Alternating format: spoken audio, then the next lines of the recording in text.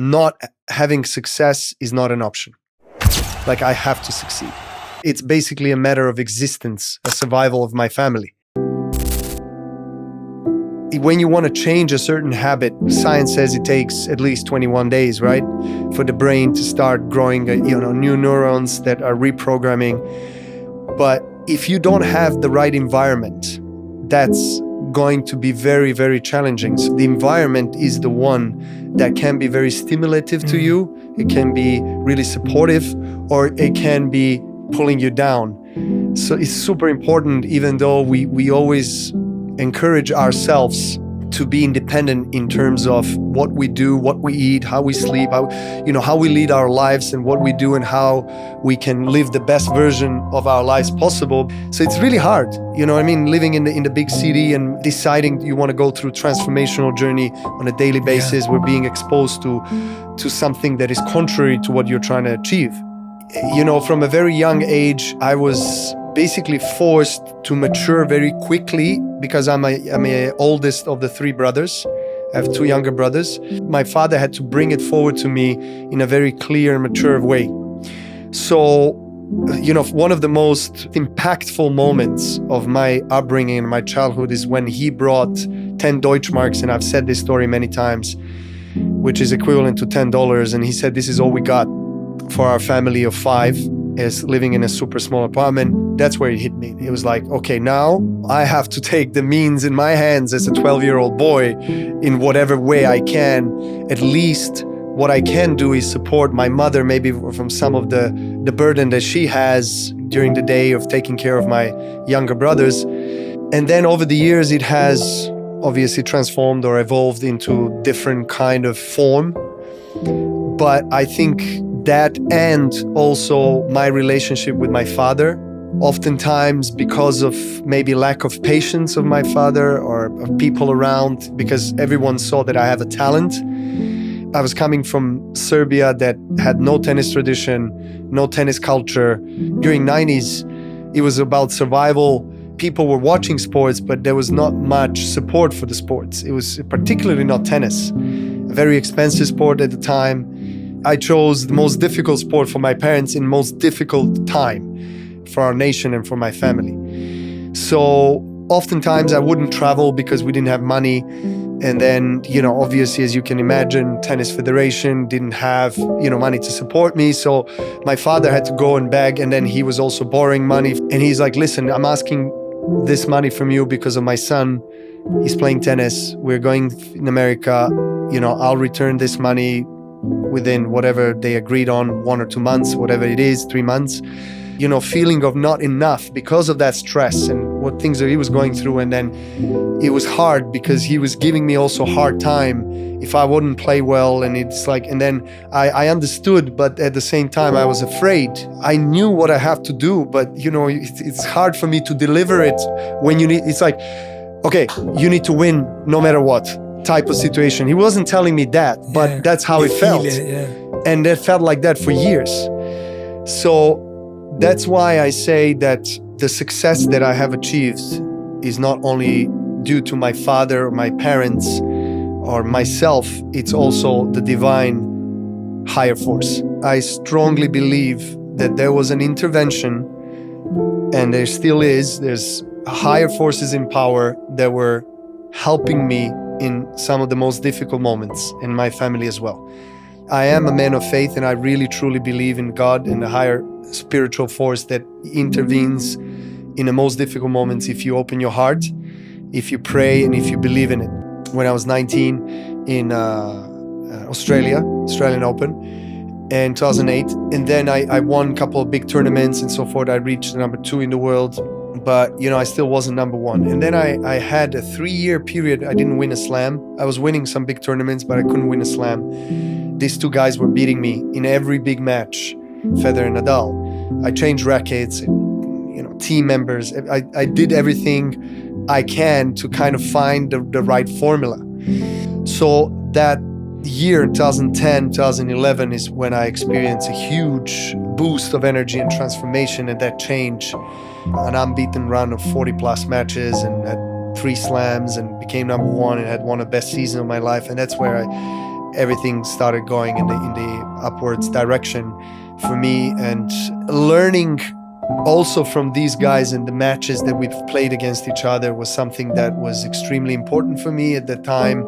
I was, of course, trying to consume as much as I can this energy of the center court and everything. And it was overwhelming at times, but I was also very thorough in my analysis of the matches afterwards, even though I don't necessarily like to watch matches that I lost. But, you know, Kobe Bryant used to talk about this a lot. And when I was talking to him personally about that, he would, because I tell him, Kobe, I really don't like, you know, watching myself perform bad or when I lost, and it just gives me this cramps in my stomach. And I don't like it. And he said, even if it's just specific intervals of the match that you lost, that you want to watch, that you definitely look at that and you need to analyze that and you need to go through that cramping feeling, because that's where you learn from those mistakes, and that's where you have an opportunity to rectify that in the next tournament or next match and so forth. So that helped a lot.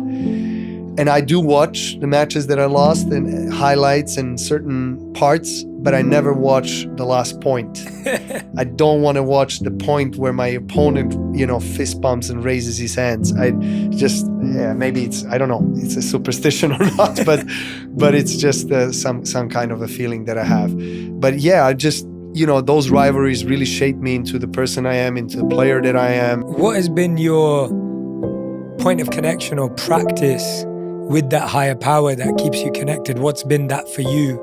There's so many different traditions and different methods. What's been the method for you that you find, especially in those moments, that you're able to tap in? Because I find that if you're able to tap in really difficult times, it means you're doing something in good times, because it doesn't just suddenly turn on when you need it. So what has been your particular practice, method, system, or theory that's kept you connected? You hit the nail with that one. It's a consistent practice. So it's prayer work, mindfulness, meditation, conscious breathing, visualization, presence, basically many other things as well that just NLP, or, you know, there's a lot of different techniques that I have been practicing and trialing always with myself before I would recommend it to someone else. And over the years, I've developed my own formula that changes depending on the feeling, depending on whether I'm on the court, whether I'm at home, what practice, whatever it is that I'm doing. But I try to do it when, you know, nobody's watching. And sometimes I verbalize things, sometimes I don't, sometimes I write things down, sometimes I just internalize. It just depends. But I think most importantly in the end is that you're doing something. In my field, or so to say, in my own life and experience, I feel like I'm an expert because I have tried and developed so many different things over the last 30 years. And I know what works and what doesn't, in a way. But going back to the very beginning of the conversation, it's not, again, a guarantee that it will keep on working for the rest of my life. But I know what will is my dedicated time in a day to this practice. Mental practice, physical practice, of course, activity, practice that I'm doing in the gym, outside on tennis court, or when I'm not training, I still do stuff. I still do some yoga practice, I still do stretching, I still do breathing. I love the Qigong and the Chinese traditional medicine or Chinese tradition practices. I think they're super good and important that you can do even in your chair. There's ways, and it's incredible nowadays in internet, and I mean, there's access to incredible things. All it takes is a willpower to do it and a desire to say, okay, I'm consciously making this decision to change my life for better. And I'm going to start with small steps, super important. It's hard. You have so much judgment in this society, in this world, right? It's really hard for people. As we talked about the environment, as much as effort you're putting in, and then you come with your friends or whatever, with your family members, and then they start to judge you because you're starting to act weird, because you're not normal, you're not conforming to the norms of the society, whatever they are, because it's quite relative, you know, we're all different. But, you know, the norms of society are not really healthy ones. Otherwise, we wouldn't be where we are as a world ecosystem as a whole, and as people, and what we are doing to our planet, etc. there's a lot of awakening happening, and it's great to see that change. But it's not easy for people, and I understand that. And it's okay not to feel okay. We heard that many times as well. And sometimes, as I said, accepting and embracing for me and letting go of the fact that I cannot find a solution to something that happens in my brain, in my mind, is also fine. Mm-hmm. Of being in a dark place for as long as it requires is also a humane thing. It's also part of our life. I can see there's also a narrative that I don't really necessarily like or support in our, let's say, wellness, mindfulness space, well-being space, where it's presented by certain people in such way that you can only think positive thoughts. And there's no room for negative thoughts. That, you know, every picture or video they post online is smiling, it's great life, and so forth. I mean, that's not possible. You cannot convince me that there's a single person in this planet, even the monk in Tibet, that is meditating 24/7, or an Orthodox Christian priest in a holy island in Greece that is 24/7 praying, you know, peace, isolated in the cave, that is not experiencing some negative thoughts. Mm-hmm. I probably have more negative thoughts and more challenging thoughts and emotions than you have. The difference between you and me is my training and my ability to not stay in that state and in that emotion for a long time. Mm-hmm. I think there's true wisdom in that. Yes. And it's all about practice. Everything. I mean, brain is a muscle like any other. Even consciousness that comes naturally to us. I mean, we are conscious spiritual beings. We are souls on this planet, in this body. But in order for us to connect with our true self, we need to go through these layers, the constructs of the society that has developed us in a way, has shaped us. And that requires practice on a daily basis. And that's not easy. Look, it's not easy not switching on your phone or your TV the first thing in the morning, but doing something that is maybe not as healthy, but being devoted to that practice, or, you know, during the day, having that little 1, 2, 5, 10, 20 minute rest time and comprehension time. It's not easy to do that, especially for people that didn't develop that kind of habit. It doesn't come naturally. I like to share something that works as a suggestion, something that works extremely well for me. And this is crazy that even in the 21st century, we are even talking about this as a hack.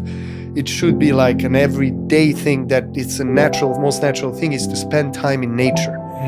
Listen to the birds chirping, listen to the wind, feel the wind, I mean, if you're by seaside or oceanside, walk by the water or any water or a pond or lake, or just be without the phone and in nature.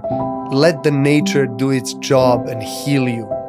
And there's so much more power to that than we actually think. Mm-hmm. And I felt like in the darkest moments, when I really don't want to do any of these techniques or any of the time indoors, I just go out. And I just go out and preferably walk uphill. Mm-hmm. Because I feel like when you walk uphill, your heart rate raises, obviously, and because of that effort, you're even more present. Mm-hmm. So even less time for your thoughts to consume you. So you're like fully present. And then when you get to a certain point high at the top, you feel good about yourself because you've done something. You're in the nature, you're dedicated time to yourself. So I feel like that's super powerful, and it's oftentimes very underestimated. I feel like it's reinventing yourself constantly. You know, for me, I've had this kind of upbringing, had the great foundation, and, you know, I've achieved incredible things. I was dreaming of becoming number one in the world and becoming a Wimbledon champion. And that was my dream. I achieved that dream within 2 days. I won Wimbledon, and at the same day became number one in the world in 2011.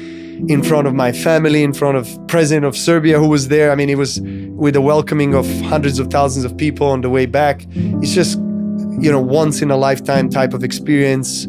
And when you do something for the first time, obviously that big, it's just like you're flying to the moon. I mean, you're not, it's a kind of an out of body experience. But then I felt like I had to set new goals. And because I was, you know, at the time, 2011, I was 23 years old, 24. So, okay, what do I do next? I feel like I'm at, peak of my powers, and I want to, so then I want to win multiple slams, then I want to win all slams at once, then I want to win gold medal for my country, then I want to make history, and so forth, so forth. So I think goal-oriented mind, particularly in sports, but I also in business or anything really, I think is super important, because the clarity from my experience is something that is essential to have also peace of mind and to have a calm heart, that you know what you're doing and that you set your goals, your short-term goals, your long-term goals, and you know exactly the strategy that you need to implement to achieve them. And you surround yourself with the people who are supporting you, but also people who are telling you what you don't want to hear, giving you constructive criticism, or maybe giving you non-constructive criticism and then putting you very down. But that's also part of the journey. It's also learning how to get up like a phoenix and rise and try to develop a thick skin, so to say. So it's a constant process. Really, I don't see myself fully satisfied, because I have that part of me which is like, I think I can still do more. But the other side of me is like, of course, I'm happy and I'm proud. And in a way, I can't wait one day for me to reflect on everything. But while I'm still in my active career, I don't have time. Tennis has the longest season of all sports. Starts January, ends almost end of November. And of course, I earn my right in a way to be selective with tournaments where I play. So that's what I'm doing. I'm not playing as much. I'm focusing on the big ones. And I'm trying to incorporate all of these other things inside of my career and basically expand the platform and use my voice for other things than just the tennis court. And I'm, super blessed to be in the position that I am. But as I said, it's a constant journey and process.